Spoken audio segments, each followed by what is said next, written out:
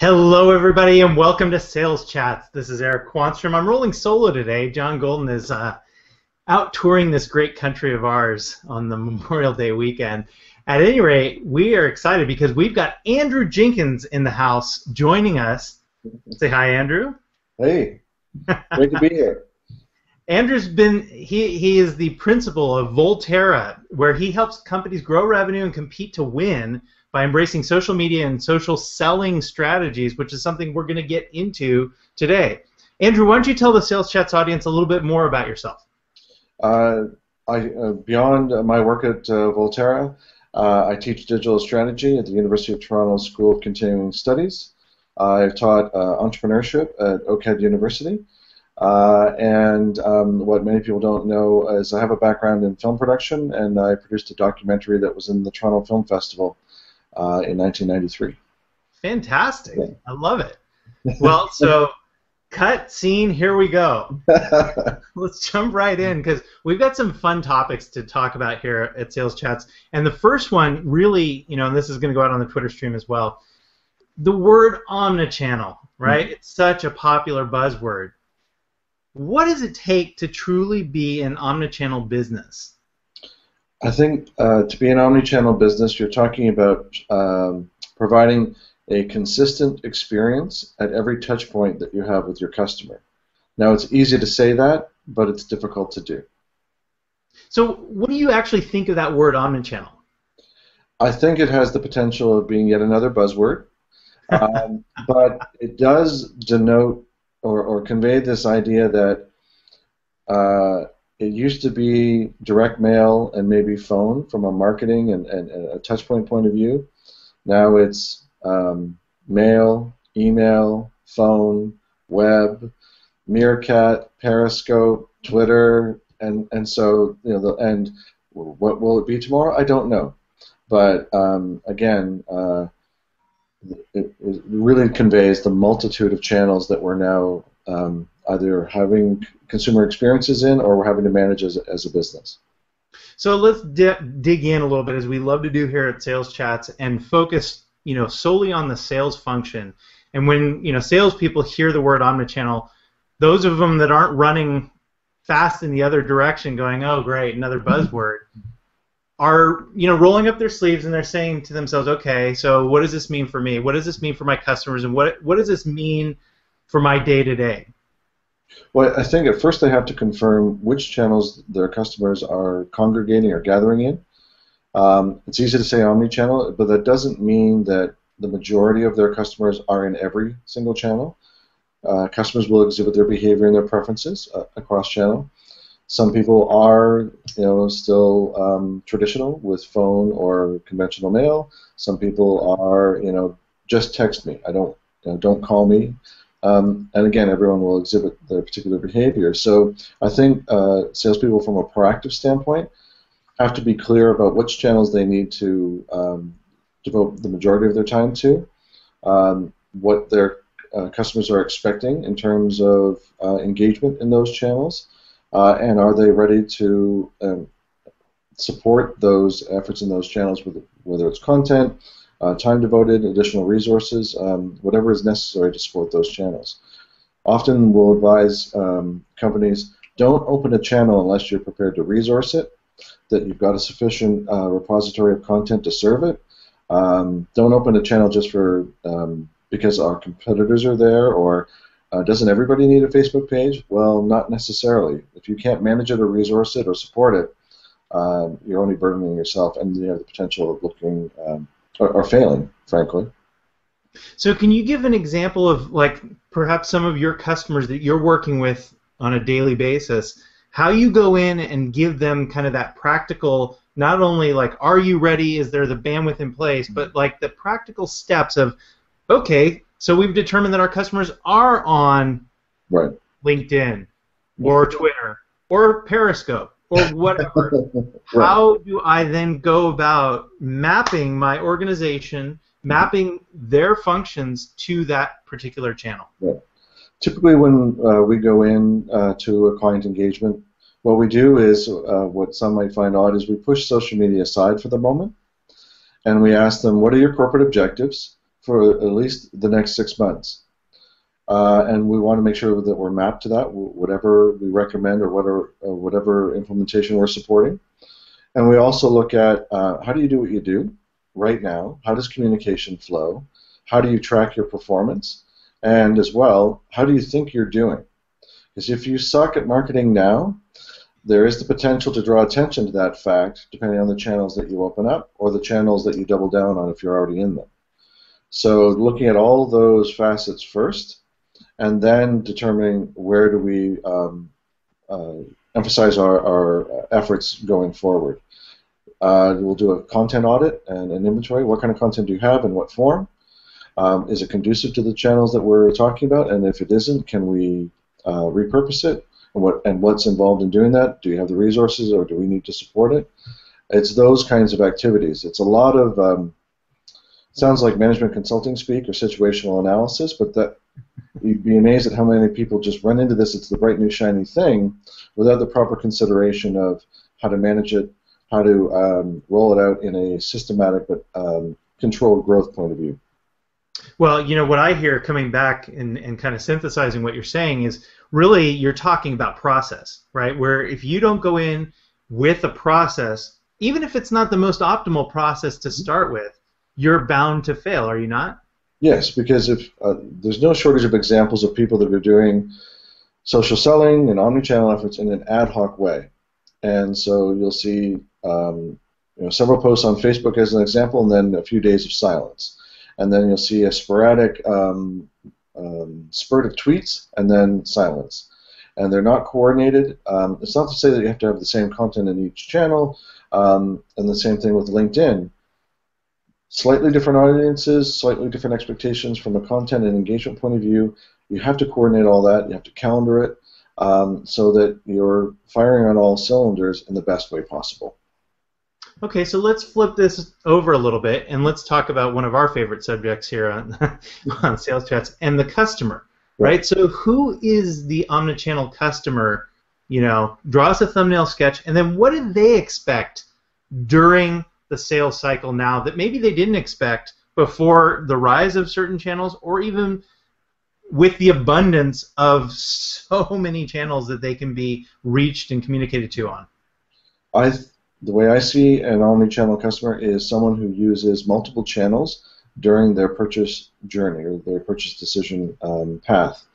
By that I mean they might be paying attention to what you're doing on LinkedIn from as an individual sales rep representing a particular organization. They might go to your website and sign up for a newsletter, or they might participate in one of your webinars. But then you might, when you send them that newsletter that's an update of here's the latest blogs from us, they might then go to the blog where they had ignored it before, but the newsletter reminded them. So it's those multiple touch points and reminders, and hopefully consistent, that will continue to nurture them along their decision-making path. And now you're seeing more from a B2C example in a blog post that I know has been shared related to this chat, looking at Burberry, where they're putting mechanisms in their stores to provide information to mobile devices about their product, because they're recognizing no one these days is without their phone. And I, a few years ago, worked with a pet food company, and they were sold through distribution channels, retail being one of them. But they were at the mercy of the way their product was laid out in the store. If they had a knowledgeable person around the product to explain to customers. So we advised putting on the shelf talkers, those things in the front of the shelves. They often joked about QR code. But by doing so, they could start a video that would explain their product, because it was actually a 40% premium priced product to their competitor. There was a high degree of formulation, there was a lot of science in it, but none of that could be conveyed with this little strip of paper on the front of the shelf. So if you can, through your content strategy, whether it's through a mobile device, website, newsletter, or whatever, give the answers or be preemptive in answering the questions that you can anticipate, then you're serving that customer no matter the channel they're in. So whether it's a 2-minute video on YouTube, it's a blog post with the 5 questions most usually seen or typically seen, no matter the channel, if you can anticipate inquiry and address it preemptively, then you're off to the races. So what I also am kind of hearing here is that just as a level set, as the state of play here in 2015, we almost have to start thinking as businesses and as sales organizations in an omnichannel fashion, do we not? That's the baseline now. You have to start looking at, okay, here are all the potential channels that my customer might be in. You have to investigate and confirm which ones they are congregating in. Now, I don't expect every business to be in 100 of them, but if you find that 80% of our clientele is in X, and maybe 3 or 4 channels, and I can resource those or support them with content and people, then that's where I'm going to put the majority of my time and effort. If I find a channel where only less than 5% of my customers might be, occasionally, but I know they're still in some of my dominant channels, then I'm not going to worry about that sort of the long tail if I can't resource it, or if the cost of acquisition in that channel is too high to warrant the time and effort. But those are business decisions. Those aren't channel decisions so much. But having those considerations, doing that initial investigation, and don't be an omnichannel for omnichannel's sake. Right. Expect that there's going to be multiple channels that you'll find your customers in, but determine which ones those are at the outset, so you can optimize and do proper planning. Well, it also seems interesting to have that business decision, right? Because the essence of strategy is choosing one thing and not another, right? Mm-hmm. So, as a business thinker or as somebody who's running their business or has a say in the business's direction, how do you make those important pruning decisions around, okay, we believe that there's some critical mass here, or we believe that some pioneering efforts in this new channel may prove fruitful, mm-hmm. and we may be able to resource it going forward, but it's competing with these other priorities. How do I make that fundamental decision of yes, no, go, stop? Well, you raise an interesting point and question.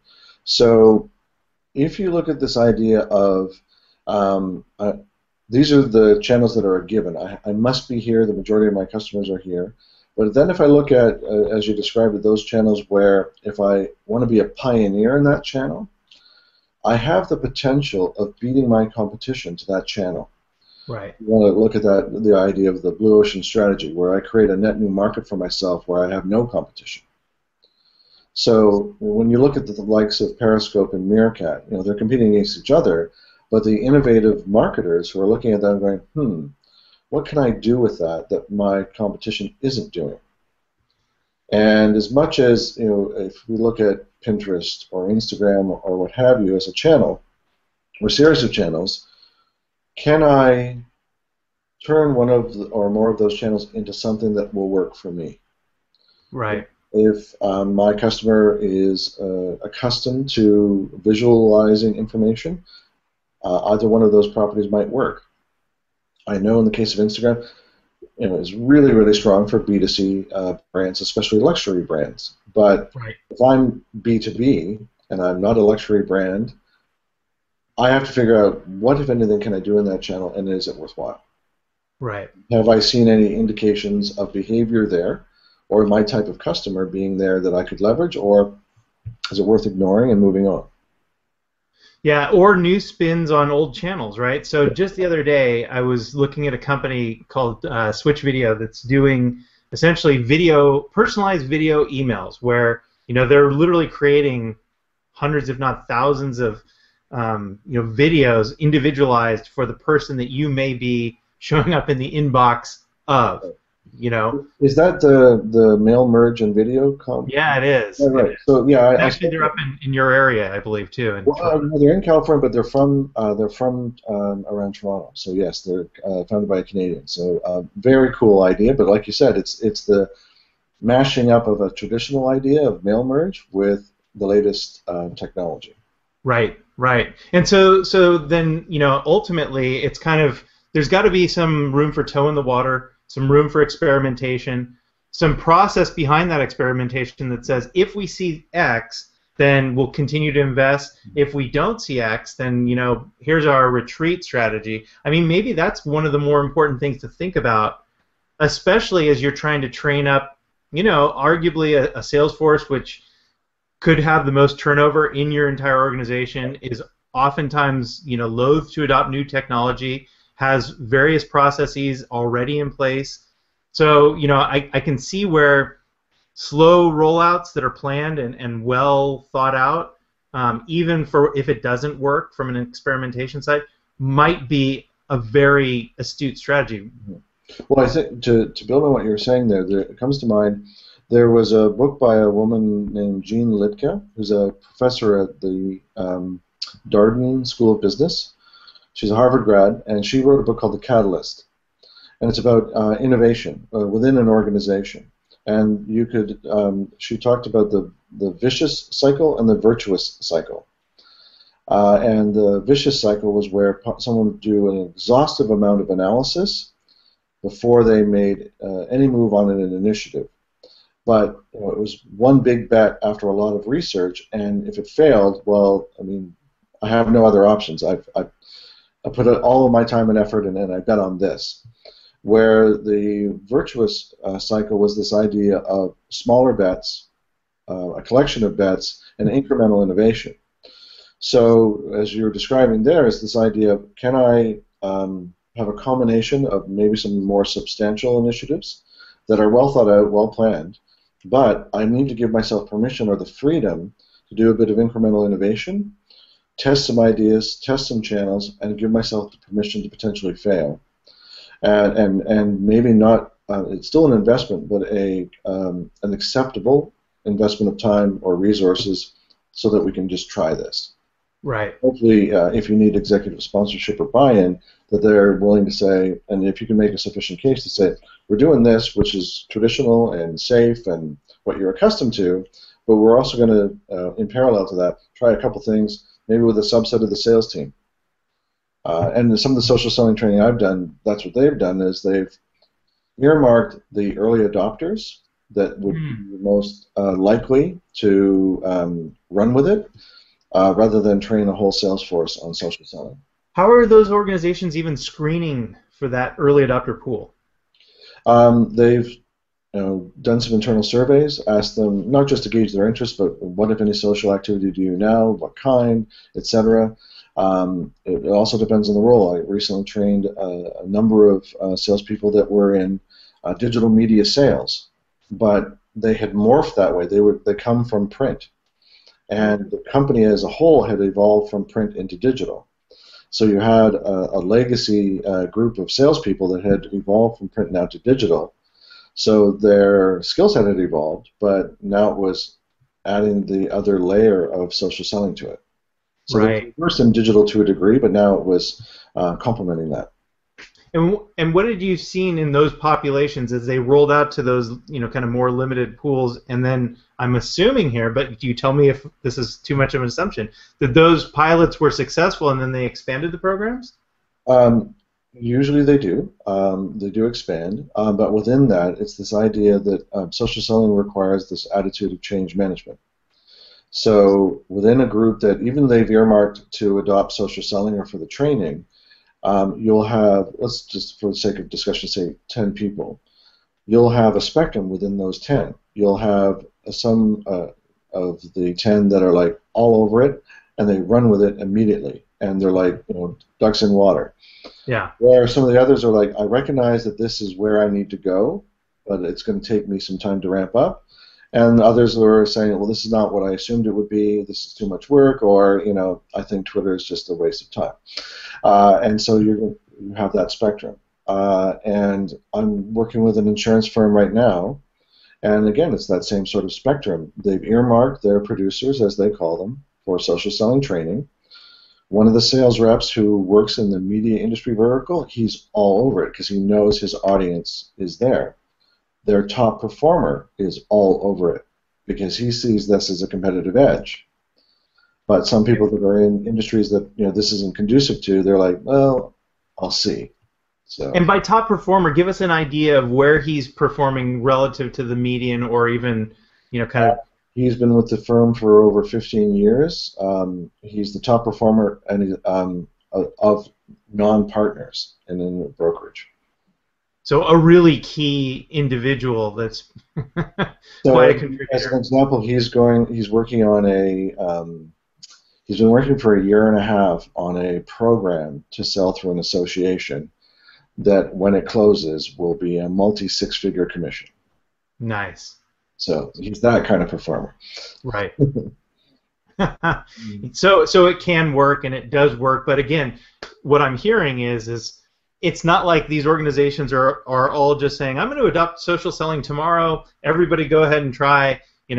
Let's see what happens. Well, in fairness to them, I qualify it with them to say, this is not about abandoning what you're accustomed to doing.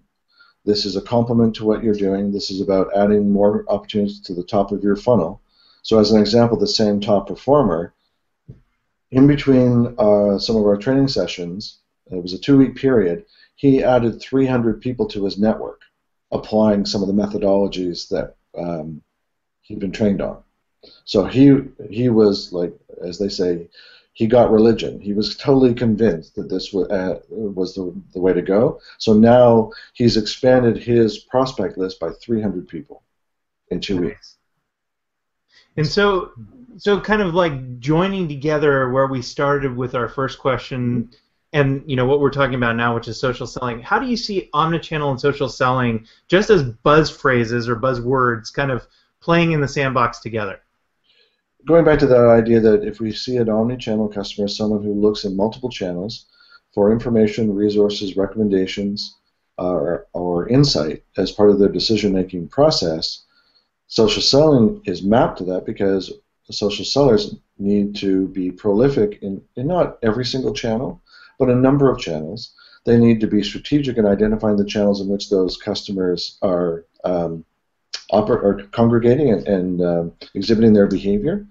So that's where I think there's the strong alignment. And as they talk about from a B2B context, the length of a decision-making journey now for a customer being longer, they're consuming more information as part of that decision-making. There's more decision-makers involved.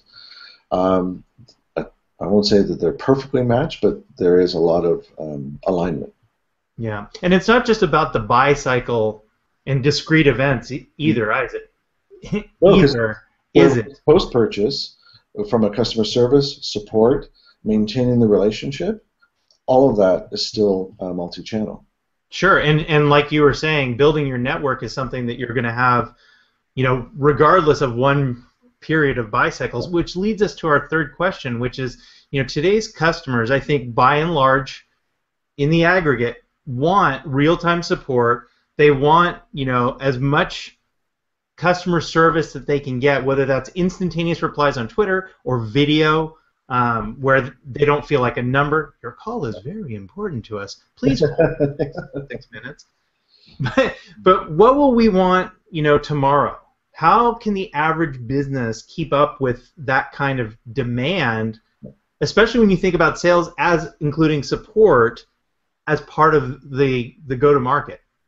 Well, I think what's interesting is we have a retail client, and an inquiry came through Facebook. This is a B2C example, but it still speaks to what you touched on. An inquiry came through Facebook. Now, we knew there were certain things we could answer on behalf of our client without involving them. But this was a question we couldn't answer without going to them. And our client said, couldn't they have just called us? And I said, no. Well, maybe they could have, but they elected not to because that's not their preferred means of communicating with you. Right. And I'll often, especially if I'm giving a presentation or I'll ask the classes that I teach, a very simple question: how many of you use a phone as a phone? And they all start giggling.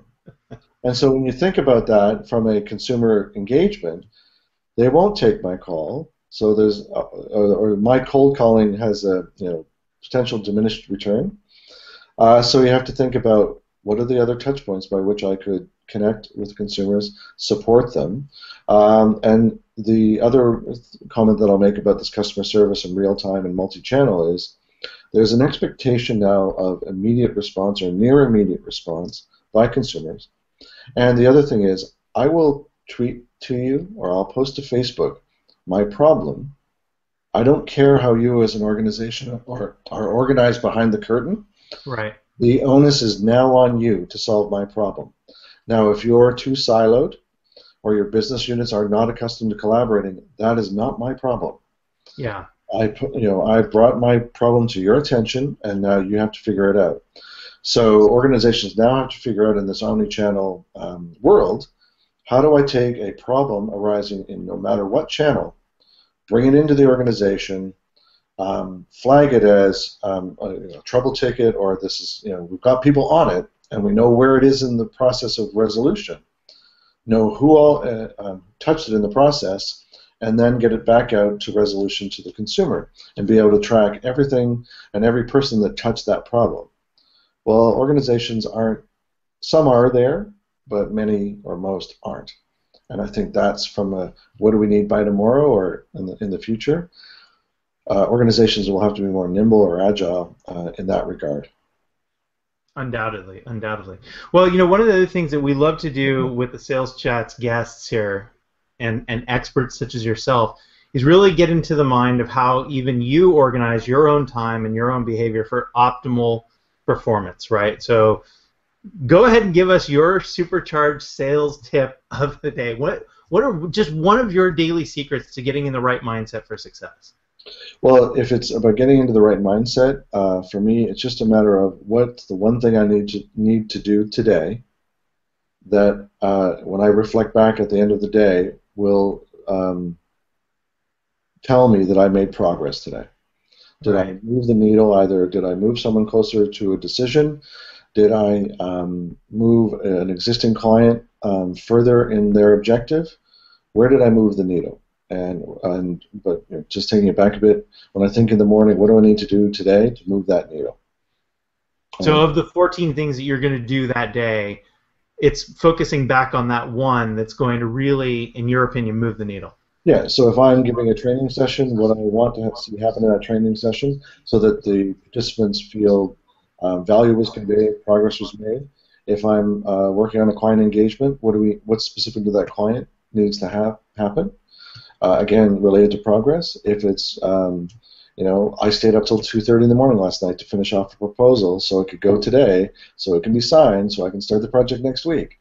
So, what do I need to do? And if it stays up till 2:30 in the morning, and if that makes me look tired on a sales chat call, then that's what I got to do.